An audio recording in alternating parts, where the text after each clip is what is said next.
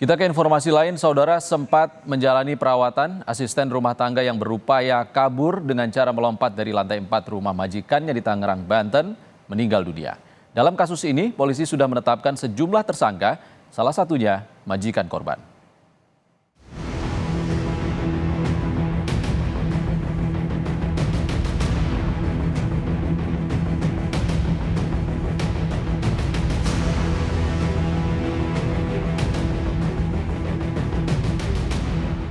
Setelah sempat dirawat di rumah sakit, asisten rumah tangga yang melompat dari rumah majikannya di perumahan Cimone Permai, Karawaci, Kota Tangerang, Banten, meninggal dunia.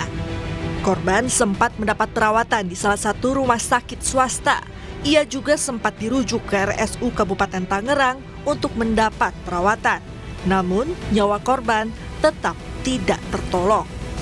Korban mengalami patah tulang di beberapa bagian tubuhnya dan luka di bagian dalam akibat lompat dari lantai 4 rumah majikannya. Korban akan dikebumikan di kampung halamannya di Karawang, Jawa Barat.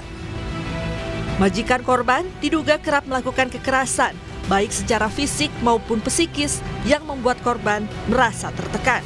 Terkait masalah pemalsuan identitas KTP, ya, KTP yang akta otentik ini, di dalam KTP itu datanya dipalsukan. Seharusnya korban itu masih anak-anak berumur 16 tahun, tetapi oleh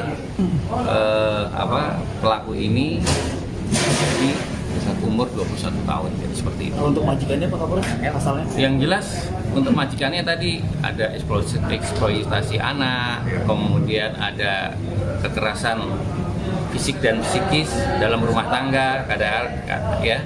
Kemudian juga ada perampasan kemerdekaan hak terhadap orang. Iya, semuanya ini kan kita untuk majikan, kemudian penyalur, nah ini jelas pasti akan kita lakukan pasal berlapis. Polisi sudah memeriksa 12 orang saksi dalam kasus ini. Polisi juga masih mengejar 2 terduga pelaku lainnya, yakni RT dan AN, yang diduga turut serta melakukan tindak pidana perdagangan orang. Hal ini karena korban masih di bawah umur. Eka Marlupi, Kompas TV, Tangerang, Banten. Untuk mengetahui kasus ini lebih dalam, kita sudah terhubung dengan jurnalis Kompas TV, Triksi Valencia di Polres Tangerang, Kota Banten. Selamat siang, Triksi. Triksi, setelah majikannya ditetapkan sebagai tersangka, apa penyelidikan polisi? Dan benarkah ada temuan bekas luka yang diduga hasil penganiayaan? Ya Ihsan, kalau dari keterangan yang kami dapatkan dari Kapolres Tangerang Kota, yakni Kombes Zain Dwi Nugroho, bahwa memang dirinya maupun juga tim sempat melakukan komunikasi dengan korban ketika masih sadarkan diri. Ada beberapa keterangan yang kemudian diambil, yakni seperti misalnya dari tekanan-tekanan yang dialami, lalu kemudian juga kekerasan yang dialaminya. Ini berkesinambungan dengan pernyataan yang disampaikan oleh saksi pada saat itu, yakni majikannya berinisial L. Jadi memang ada pengakuan bahwa kekerasan ini dilakukan terhadap korban, sehingga memang dari keterangan dan juga 2 alat bukti yang cukup, maka L ataupun juga majikan dari korban ini juga ditetapkan sebagai tersangka.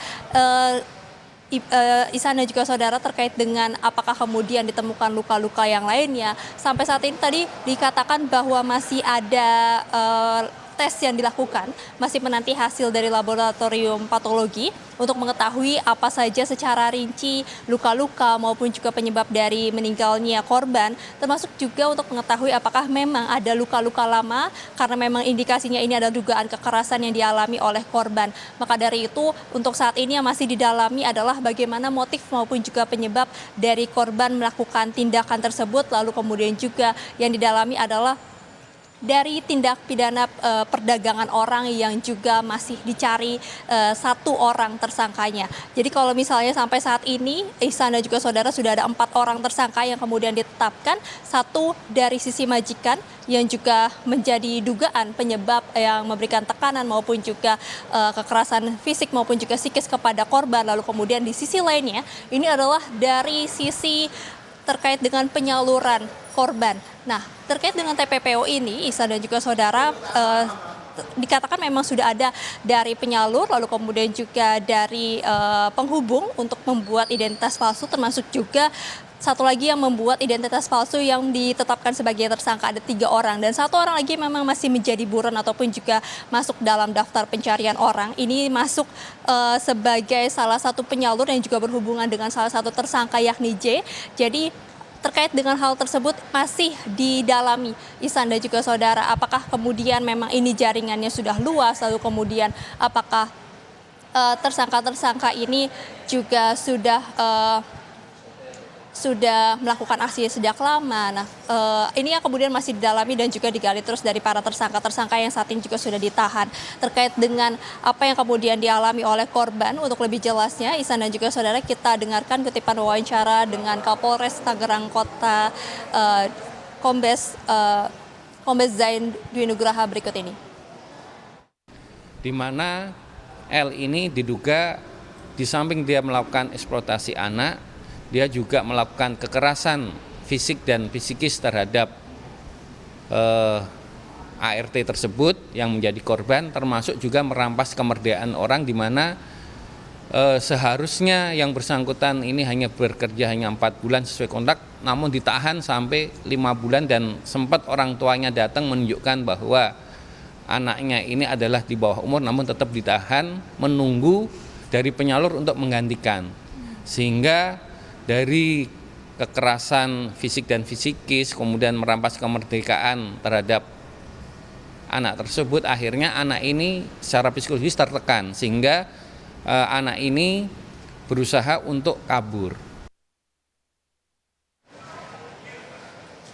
Ya, Ihsan, bukan hanya mengalami kekerasan fisik maupun juga psikis, tadi yang dikatakan juga ada penahanan selama melebihi kontrak, lalu kemudian juga yang dikatakan adalah penahanan gaji yang juga dilakukan kepada korban. Maka dari itu memang perlakuan-perlakuan yang diterima korban ini juga menjadi salah satu penyebab maupun juga yang mendukung sebagai dugaan kemudian korban melakukan aksinya. Ihsan.